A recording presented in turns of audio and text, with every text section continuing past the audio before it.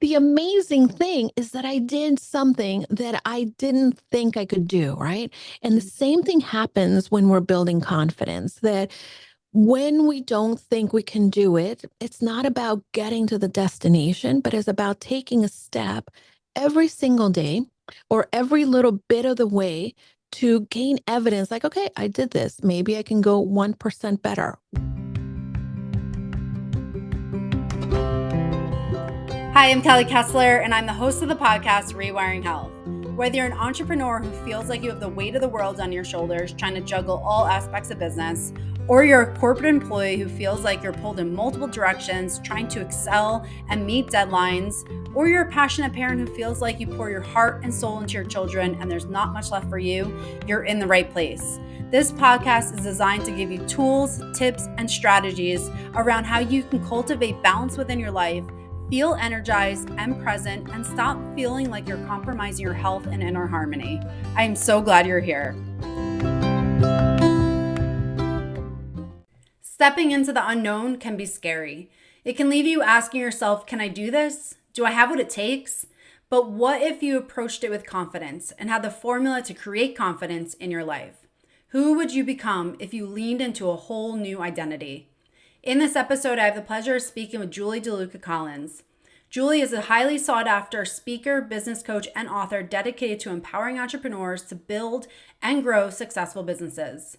With a passion for helping women establish and expand their brands, Julie has become a trusted advisor for many women. Certified in tiny habits, Julie leverages her expertise to guide individuals towards positive behavioral changes that lead to lasting success. Her coaching expertise extends beyond this domain, as she is also a Thrive Global certified coach, providing holistic guidance to her clients whenever they need it. Julie's impressive achievements include publishing her book in September 2021, quickly soaring to the top of multiple categories, earning the coveted #1 spot. Building on this success, she is currently preparing to release the audiobook version and already has plans for future publications. As a dynamic speaker, Julie has captivated audiences with her insightful talks and has been featured on prominent media outlets such as ABC, NBC, and Fox. She delivered her first TEDx talk at the TEDx Mellon Street in November 2023. I loved this conversation with Julie, and I'm so excited to share it with you. Welcome back to another episode of Rewiring Health. I am so honored to be joined by Julie Delucca Collins. So thank you so much for being here today. Thank you so much for having me, Kelly. I have been looking forward to our conversation. Me too. Yes, absolutely. I know we connected a little while ago, and I've been definitely looking forward to having you on. And I know this can be such a valuable conversation. So I can't wait to get right into it. Yeah, let's do it because this is one of my favorite topics. The work that you're doing is incredible. And, this is a really fun topic in everything that you're sharing on your show. Oh, thank you so much. Yeah, it means so much to especially have, people like you on here who just have so much value to give and share with us. So it's going to be just great to go back and forth with this. So Yeah. one thing I want to dive into, I know confidence is such a big thing that you talk about and something you've personally experienced in your life, how to cultivate that in your life. Do you mind talking a little bit about your journey of how you've managed to become more confident in your life and what does that look Sure. like? Absolutely. And, I think that this is one of the things that people have a misconception when it comes to confidence. They think that you're kind of born with it. They think that you have to, like, you have it and it's sort of this gift. But confidence has nothing to do with, being born with it. Confidence is something that you nurture. And, there is a level of ability and I'm a firstborn. The oldest. So yes, there's a little level there that allows me to have confidence. Also, my personality. If you know the DISC personality assessment, I'm a high D, high I, and that's always something that helps to build confidence. But ultimately, we don't always feel confident. And I'm hoping that people can know that or learn that and understand because in an Instagrammable world, Kelly, we look at everybody else and we fall into that comparison trap. And of course, that dings our confidence. For me, I, again, was very confident growing up until I hit a patch in my getting into middle school.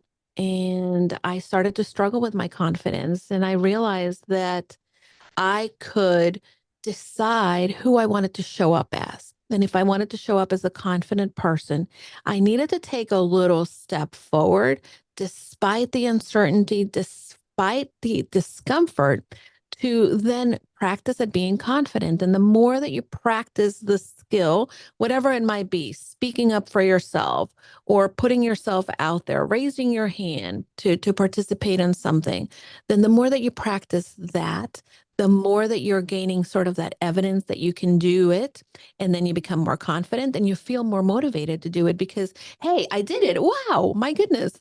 And that's really one of the things that I learned throughout my life, even though I didn't know that was necessarily behavior design.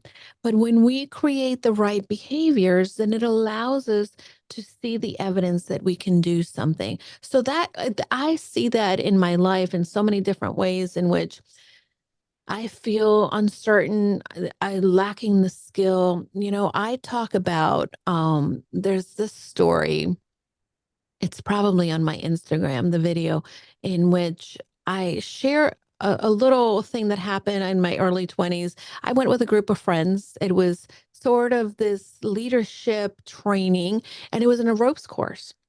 And I, of course, I'm like, oh, okay, I can do this, a little cocky here. And they had this huge, like, telephone pole. And I'm like, well, I don't think I can do the whole thing, but I'm just going to try. Right. And I wanted to try the very first. So I climbed up this like 6 foot ladder up the pole. And when you get to like 6 feet, then the pole all of a sudden has these spokes that you can, from the ladder, start to climb. And as I was going, I was like, okay, well, I'm pretty high up. Now, mind you, you are harnessed in. If you trip or fall, you're going to be caught. But, our brain, the way that it works, it is telling you, danger, danger, you're climbing a telephone pole. You could fall and die. And there's so many different ways in our life in which when we're starting to do something that we've never done, our brain is immediately going to go to that place where it's going to say, danger, danger. But in this particular moment, I had a lot of people, come on, you can do it, keep going. And so I decided, what is my next best thing? All right, I'm going to try to go one spoke. I'm like, oh, that wasn't bad. Another spoke. And I acknowledged the fact that I was feeling fear. And that's the other thing that we sometimes when we have a discomfort, a feeling that we're not happy with, we kind of try to push it away rather than acknowledging it. And when we try to push it away, then we become that kind of like grows exponentially. So as I kept going up the pole, again, one step at a time, slowly, I got to the very top. And I thought, all right, well, I got to the top. Great. I can come down now. I'm going to climb down. And then I looked down and my friends had taken away the ladder. Oh my And I'm God. like, put the ladder back. And then they're like, no, no, keep going. Go to the top of the pole. And at the top of the pole, there was a board that you can stand on, that it was like a 2 by 2, 2 feet by 2 feet. And basically you have to kind of get to the top and put your knees and then push yourself up and stand up. Of course, this is not a very big thing to stand on. And as I'm like, okay, well, I'm just going to put my knees down and kneel on it. And that was the next best thing. Right. And as I'm pushing myself up, then I can feel like kind of the pole waving a little bit and I can feel the harness kind of pulling me back. So I felt like I was going to fall back. And again, the fear kept coming up. And I have to tell you, I'm not usually afraid of heights, but my knees were shaking and I was shaking and really acknowledging that, like, take a deep breath, you can do it. And I thought, all right, I'm just going to stand and then I'll come down. Mhm. And um, I stood up, and of course, I'm facing away from everybody else that's there. And they're like, turn around, turn around. And that was like the next step, like, okay, slowly. And this, I don't even know how long it was taking, but it was a long time. And I'm like slowly turning. Okay, I'm going to turn again. And every time I turn again, the harness is pulling. and the pole is swaying, and then there's a plane going above, and I can feel my breath being very short and my knees kind of clanging with each other. And finally, I turned and I saw everybody below me, and they were so excited. And I'm there, and I'm like, oh, I did it. I didn't think I could do that. Right. And it was such a sense of like accomplishment. And then my friends said, hey, there's a trapeze in front of you. Jump and catch the trapeze. And I thought, what? Like, no freaking way, Yeah. right?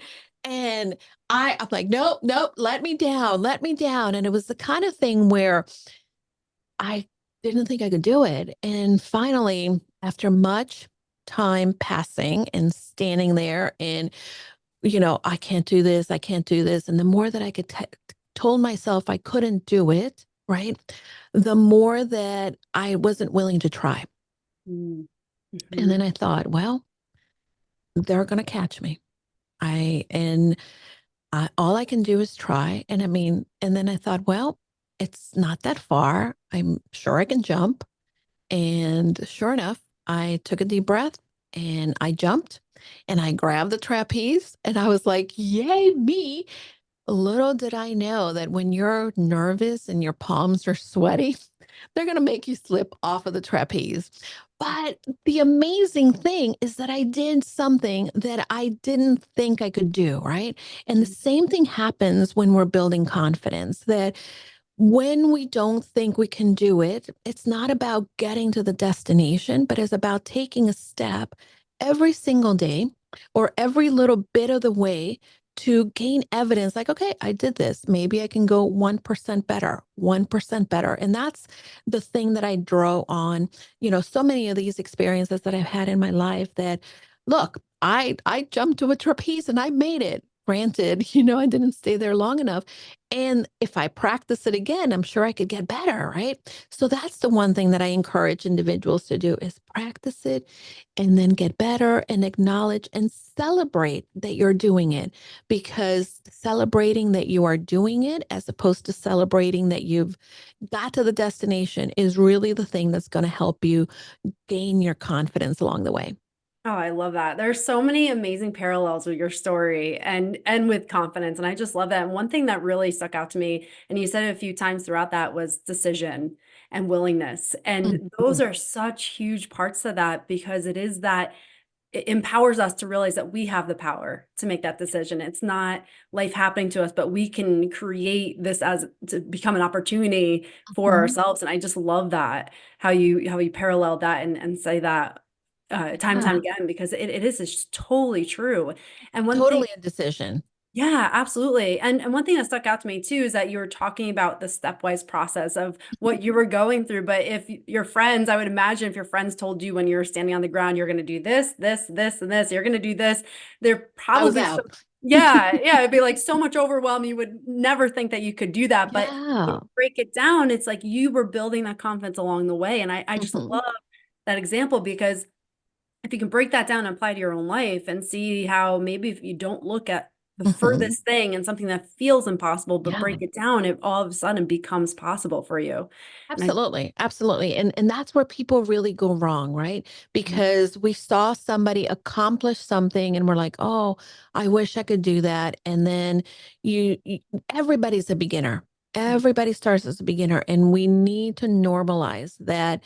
One, we're always going to feel fear when we're doing something new, and two, that it takes that consistent action to get traction. I just heard a quote, and I have been meaning to look to see who said it.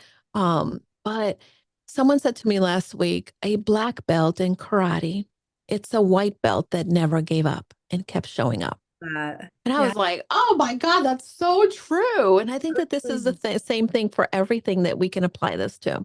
Yeah, that is so true. I love that quote. That's so good. Yeah. So let's borrow it, right? That's it. Absolutely. It's so true. And one thing, as you were just talking, I want to have you dive into this a little more is that comparison, because with social media, there's Mhm. constant comparison. You're seeing someone who is on their chapter 12 and you're on chapter 1 and you're like, how do I get there? That's Right. completely feels completely out out of the realm and very foreign. Can you talk about how comparison can become such a trap for people and really halt Yeah. any kind of action?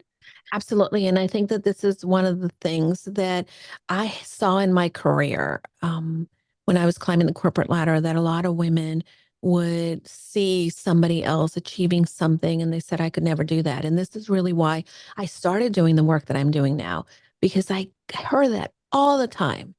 Oh, I wish I was as confident as you are. I wish I could climb the corporate ladder. I want to promote.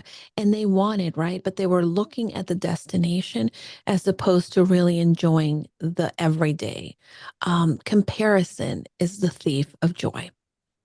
And by the way, it's normal. We are going to, our brain is pre programmed to go to the negative.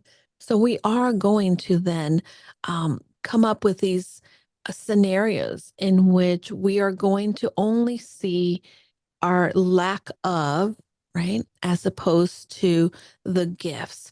The one thing that I want to point out to people is that even if you don't really understand that maybe somebody else is at their chapter 12 and you're at your chapter 1, in their best day, they could never compare to who you are and what your gifts are. And we forget that we're such unique individuals with our gifts and our talents, that we have what it takes to succeed, but to succeed in our own road, in our own journey, and really staying in your lane is one of the most important things that you can do in any type of journey, goal setting, trying to build health, trying to build a career or a business, whatever it might be. And that's one of the things that we really have to focus on. Comparison also, many of us don't pay attention to the things that we've accomplished. Mhm. We only focus on the gap. I know many of my clients, and this is one of the reasons typically when we work together, the first thing I remind them or I ask them to share with me for the day is what is their win for their week. And many of them are like, oh, I don't know. I don't know, because we're not used to celebrating ourselves. It Mhm. seems a little conceited to celebrate ourselves, right? So we stay away from doing it. But yet, when we actually pay attention to what we have done, to the things that we've accomplished, we could be pleasantly surprised and really understanding where we are and celebrating even the small wins can give us the data to let us chart the course for where we're going next. Yeah, I completely agree. Celebrating the wins is such a huge part.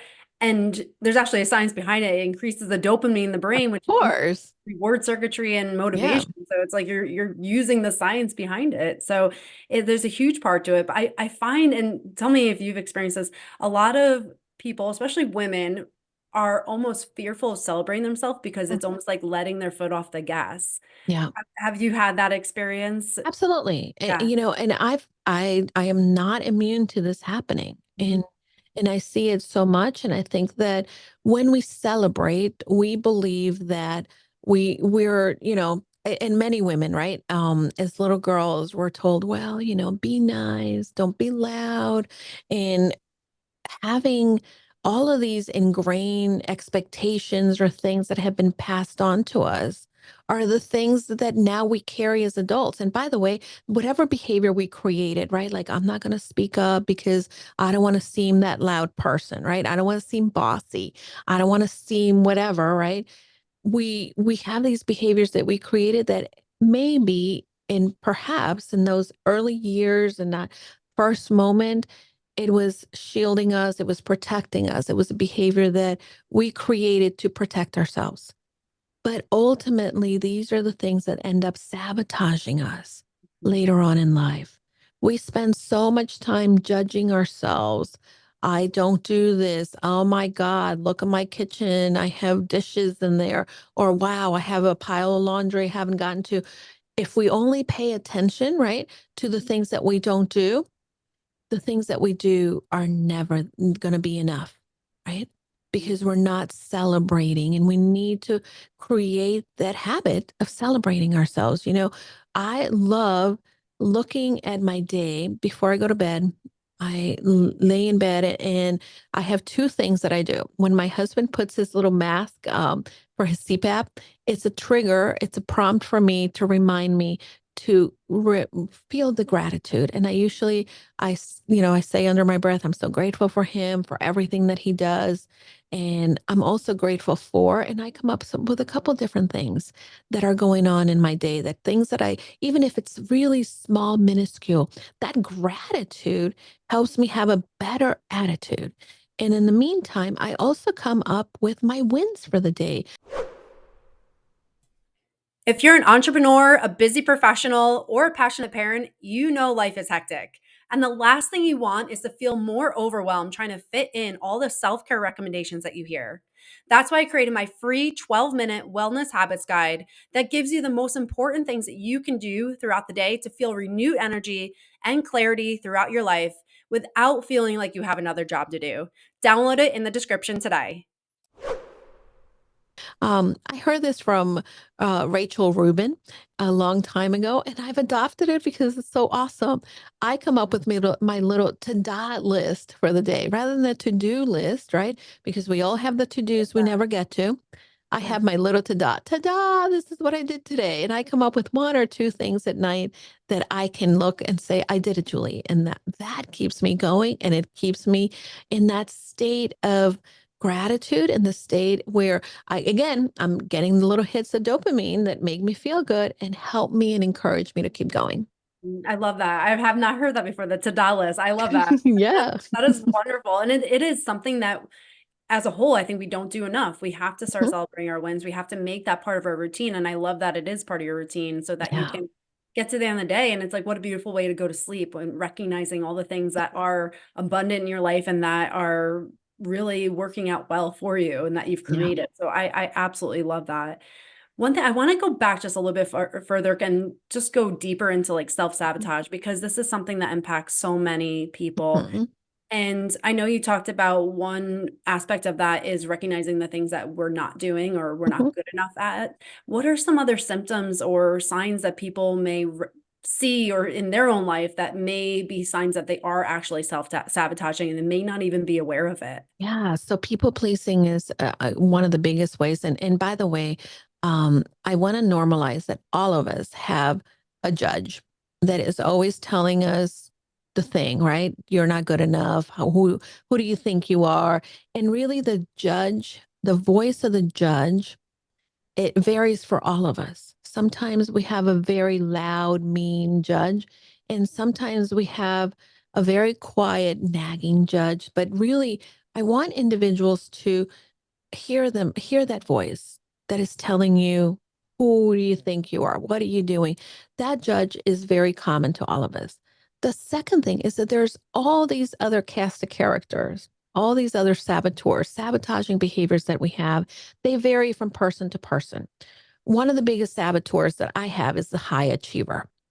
My high achiever, in addition to the judge, tells me, well, if you're going to do this, you might as well be the best at it.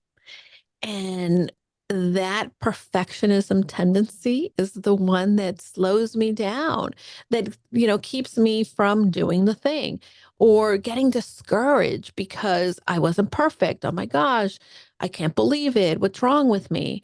My other big sabotaging behavior is the restless saboteur in which I am going down the path and I'm like, oh my God, look at me. I'm doing great. And then all of a sudden I'm like, oh, but wait a minute. This is getting so boring. I'm doing the same thing all the time. Oh, look at that shiny object. Let me go do that. That looks more fun. And then when you take a shortcut or you deviate a detour, then you're going away from your destination. And that is one of the things that really sabotages us. There's also the controlling saboteur. There's a hyper vigilant, the hyper vigilant saboteur. Individuals who have this particular behavior tend to be the ones that are looking for the other shoe to fall. Like, oh, what do they mean by that? Do they really like me? And they're questioning everything, right? And then that really prevents them from moving ahead as well. My favorite, and the one I see in a lot of individuals, a lot of my clients have this. is the people pleaser saboteur. And the people pleaser is the one that says, hey, if you do this for your family, if for instance, we just came off the holidays, right? And I know that, later on in the spring, we're going to get to Easter and Mother's Day, and we want to do it all for others, and we put ourselves last. But what happens is not only do we toll ourselves emotionally, physically, because we're trying to make everybody happy, and then we end up not being happy. There's no way we can please everyone, right? And then we kind of like retract, and then we start to feel angry, like, oh my gosh, how come they didn't appreciate me? I'm unappreciated. And then you create this terrible um, cycle of trying to please, not being enough. Then you either beat yourself up for not being enough, or you become very angry at the people that you're trying to please because they didn't acknowledge, or you didn't, they don't see what you're trying to do. And that begins to create burnout for many of us. Mhm. And that's really one of the things that I would love for individuals to pay attention to. Um, when we put ourselves first, when we say, you know what, I don't have the bandwidth. I just got asked to volunteer, and for as much as I would love to, I know that I don't have the bandwidth. And part of me feels like, well, I hope they don't feel, they don't get upset at me. Maybe I'm not going to be asked again. These are all the things that are going to be normal that come up. But ultimately, I know that for my mental health, for my physical health, I don't have the bandwidth. And being able to say no to someone is saying yes to yourself. And that is incredibly important, but it's something that you need to practice. And by the way, the first time you say no to someone, that the first time that you decide to not people please, not to do the things that people expect from you, it's going to be hard. It's going to be difficult. And you're going to really, be uncertain, and watch that feeling and say, oh, this is normal. I'm doing something different. So it's going to be uncomfortable. And then this way, the more that you acknowledge, like I said, right, the uncomfortable feeling is normal. And then just say, well, I'm going to do it again, and I'm going to do it one more time. The key component here to the behavior design of changing, right, that behavior maybe of people pleasing is also, as you're doing the new behavior of saying no to someone, celebrate that you did the behavior, because our brain changes when we feel good, not when we feel bad. So if you say no to someone and then you go into the, oh, I'm terrible, maybe I shouldn't do that, then your brain is in this negative emotion, and then you're not going to change, and you're going to fall back into the pattern of people pleasing, right? Whereas if you say, okay, I'm going to say no, I cannot commit, or I'm not going to have a perfect dinner, or whatever it might be, right? Then say no and say, wow, that was really hard for me, but good job, Julie. You did it. You said no. You put yourself first, because that way you're going to actually have more energy to do all the other things that you want to do. So those are some of the examples on the sabotaging behaviors. Yeah, thank you so much for sharing those, because there's so many that I'm sure people are listening and be like, yep, I do that. Guilty. Like Yeah. I know I've experienced many of those in my life. And sometimes we, even society praises many of those, the perfectionism, always Hmm. showing up for people. It's like you're praised for that. So sometimes you don't realize how much it is contributing to your burnout and to your health impact and everything else that's going on in your mind and your body. So thank you Yeah. for highlighting those and sharing those, because I'm sure for someone who's listening to this, it's like, oh, wow. And it all starts with that awareness. And It does. It yeah. does. And I love too the distinction you made when you start to say no and you're uncomfortable, to celebrate that, because there's Hmm. such a huge difference where if Yeah. you can do the behavior and say no, but if you're still feeling the guilt and shame, you're just repeating the cycle. So that's such a huge distinction you made. Again, celebrating that win and how important that is throughout that process. So I absolutely love that. One thing that I've heard throughout this process, and I wanted to go back before now, and now you've kind of brought up this again. I want to go into it deeper, is talking about identity, because this is such a Mm. part. Because if we identify as, I always show up for people, I don't say no, I just meet their expectations. If that's our identity, how do we start to transform our identity so that our actions are aligning with that, and that they're meeting each other, and there's a resonance between what we're doing, what we're saying, and what we're feeling? Kelly, this is one of my favorite topics. And I actually, this is something that I've leveraged before in my life is creating the identity, having the aspiration of who you want to become. I am actually reading a book. I'm almost done with it. And I'm reading it for the second time, actually. It's called Be Your Future Self Now. Mm. It's by Dr. Benjamin Harding. And one of the things that we tend to have a difficult time is actually having a vision for the future. But really envisioning who we want to be is going to be one of the greatest ways that you can create the behavior today to be that person in the future. The concept of the future self, again, for me, it has driven me to accomplish and to do a lot of different things. And you don't have to start really big. I'm going to give you an example of how my future self shows up for me. So every day I want to show up at 110%. I want to be able to work with my clients or do a recording or whatever it is that I'm working on and be at my best. But obviously, in order to be my best, I need to go to bed early. I also, when I wake up, I don't want to have like all this craziness going on, right? So at night, before I go to bed, there's certain things that I do. There's certain habits, right? Because I picture my future self, that aspiration of who I want to be. I want to be that calm person in the morning that sits and has coffee, that journals, that does some movement, right? So, what does it take for me to do that? Well, it takes for me to then, I'm going to clean my kitchen so that when I come downstairs in the morning, it's not going to be a mess. Oh, I'm also going to make my coffee. I'm going to preset the coffee pot, right? So that in the morning, Julie can have some coffee in the morning and not be running around. So I create these little tiny things and behaviors that my future self is going to thank me for. And guess what? This morning, future Julie was so happy that past Julie did all those little things.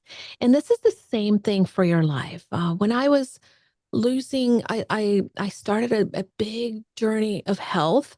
I lost over 55 pounds right before the pandemic. I also became a yoga teacher. I'm a certified yoga teacher, but one of the things that I did is I envisioned what it was going to feel like when I actually finished my yoga teacher training. What was that going to look like? What was I able to do? And for instance, being a yoga teacher meant that I needed to really be able to be in the moment, practice slowly my yoga. The same thing with losing weight. What was it going to take? The concept of the future self said, hey, I ate healthy foods. I ate a lot of veggies. I ate salads. I had some times in which maybe I had my hamburgers, right? And really understanding and picturing what did it take for you to get to who you are, right? Envision that self and then ask yourself, well, what did she do? And your future self will tell you, what did it take for you to do that? Right. So, all of these things and creating that identity and having a vision of the identity will then give you the tips and tools to then behavior design, right? If your aspiration is to run a marathon, then, well, what did I do? Okay, well, if I'm sitting on the couch every day, I'm not going to get there. But that girl that ran the marathon needed to train, right? Needed to do strength training, needed to go running, incrementally get better. So really, all of these things, I like to tell my clients, picture that future self. What does she do? What is she like? Really embody that person today and have that clear vision and then write down like what she did and create all of the tasks and things and then create the doable list of the things that you're going to start to implement slowly but surely to get you to that place. Yeah, I love that. This is, if you're listening to this and you have not heard this before, you need to rewind and listen to it again because that there's so much gold in that. And that has made such a huge difference in my life too, doing that. I did not do that quite a few years ago. And I can see the difference when you start to Yeah. live that way, and attaching the emotion to what it's going to feel like is Hmm. key. Like that is so much because you start to embody it. You start to feel it. It almost feels real in the moment. And it's exciting. It's how your brain works and your mind Hmm. works to move it in that direction. And it's just the power that we have that we don't even realize. Like our Ah. subconscious brains are so powerful, and we're just living in autopilot, letting them do what they are doing on a program that is Mhm. 30 years old. And we don't realize the power that we have within ourselves. And just the example you shared it's so valuable, because I think even if you have heard this, sometimes maybe hear it in like, where do you want to be in 20 years? And it feels so insurmountable and so foreign that it's hard to even conceptualize this. But when you talk about what does future Julie tomorrow want to do, Mhm. now we can start to see, okay, I can do that. I can do one day of future Yeah. myself. And then now, okay, let me try a week. What is a week from now? What does that person want Hmm. to do? And now you can start seeing, just like you talked about in confidence in the beginning of this, that stepwise process of figuring it out as you go, but believing in yourself, being willing and taking that step forward in the Hmm. process. And I absolutely love that. It's just such a great full circle in the way it's come, and how our brains work in many ways the same way, but just different Yeah. avenues.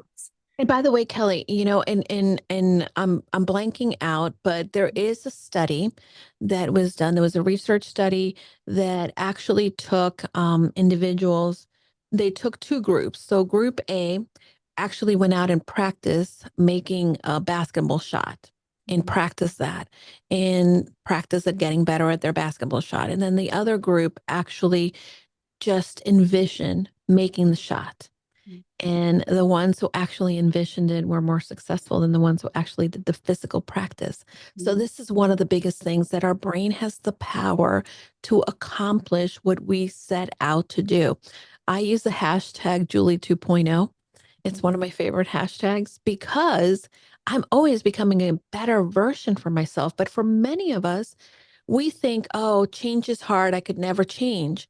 But if you close your eyes and you look at who you were 10 years ago, I can guarantee you that you're not the same person. You have evolved. So if we can really understand that there is change and evolution that happens in all of us, then in 10 years from now, you are going to really be able to also, you're going to change either way. So why not create the plan of who you want to become then? Oh, totally. Absolutely. It is. Change is one of those things. It's inevitable. It's Yeah. going to happen, but why not be intentional about it and create Hmm. your destiny rather than allow it to be created for you? And Mm. that's everything. It's so, so true. And just as you were talking about that study with the basketball players, it's even true for like stroke rehab. You can Hmm. visualize if you have a limb that's not functioning the way it should, you can visualize that, and that can help it actually function physically. So the brain is powerful. Our minds are powerful. We're just not harnessing the power of them in the right way. Unfortunately, we're using them for things that aren't really serving us. So if we can Yep. start to change the dialogue, change that, transform it, and really, again, apply the value to it and start to identify in the way that we want to identify, things can start moving us in the direction that we desire, and then we can create the life that we dream of. And Yep. there's just so much gold in this episode that, just actionable things you can start doing today to move your life forward so that it is different next week. It is different next month, next year, and 5 years. So absolutely love that. And And by the way, you have to um, help yourself. One of the things that I do is I actually write. I am already, as this happened, right? I just did a TED talk, and for almost 3 years, I wrote every day, I am a TEDx speaker. I am a TEDx speaker. yeah. And that was one of the things that helped me and reminded me, hey, I have this goal. I am a TEDx speaker. Well, what does Julie TEDx speaker do? Oh, she looked for TEDx opportunities to apply to. Oh, she wrote an application. Oh, she had a talk. And all of these things really contribute to getting you to where you want to be. Oh my gosh, I love that. And that's so incredible, because here it is in process. It's not just theory. Like you're Hmm. actually using this to create reality in your life, and if you haven't watched it, watch her TED Talk because it's great. It's just, especially if you're struggling with confidence, it's such a great TED Talk. So I love that that's the process that you took to get there. And here it is, it came to fruition and you're living what you envisioned for years. So I absolutely love that. Mm, Incredible. For yeah. someone who wanted to work with you, connect with you, where can they find you? Sure. So I am Julie Delucca Collins on all of the social media platforms except X or Twitter or whatever it is. I don't hang out in that dumpster fire. You can you can find me on all the other platforms. My website is goconfidentlycoaching.com. And if you're looking to maybe find out where how you sabotage yourself, I actually have a quiz you can take. It will give you who your saboteurs are, it will give you your top and how to overcome those sabotaging behaviors. So if you go to goconfidentlycoaching.com/quick links, you will find the quiz there. Love that. And I'll put everything in the show notes. So if you're listening to this, definitely check that out so that you can click on all those links, connect with Julie. And thank you so much. This has been such an amazing conversation. And I know it's going to resonate with people because these are things many of us struggle with and are always looking to grow and evolve through. So thank you so much. You're welcome, Kelly. And by the way, yes, we all struggle with it. And the more that we normalize that it's part of the process, the more that we can grow and really build our confidence. So don't be afraid to speak. Where are the areas that you need to improve and in the areas of growth? Because that's what it is, right? It's growth. So embrace that and embrace the process, and you will go confidently in the direction of your dreams. Yes. And I love how you said that because it is no matter how far you are in the process of growth and transformation, there's always more to do. And you realize how much more there is to do. So it is completely part of the process of life. There's never a point where you are like, oh, I made it. So I love that. And it is. So thank you again for You're all. welcome. Thank you for having me. Yeah, And absolutely. It a was such a great work pleasure. with this podcast. And, Oh, what thank an you. amazing opportunity for individuals to hear some very tangible stuff. I love the work that you're doing. So keep doing it. Thank you. Thank you so much. I appreciate it. And it's, guests like you that make this so amazing. So I really just appreciate this conversation and everything you shared today. And Thank thank you. you again. And for anyone who's listening, if you found value in this, even if there's one thing that you're applying to your life and you're seeing changes, please share it with someone else so we can spread these messages and help other people move through life more graciously and with more joy. So thank you so much, Julie, again. And thank you for everyone who tuned in today. Yeah. Thank you, everybody. And thank you, Kelly.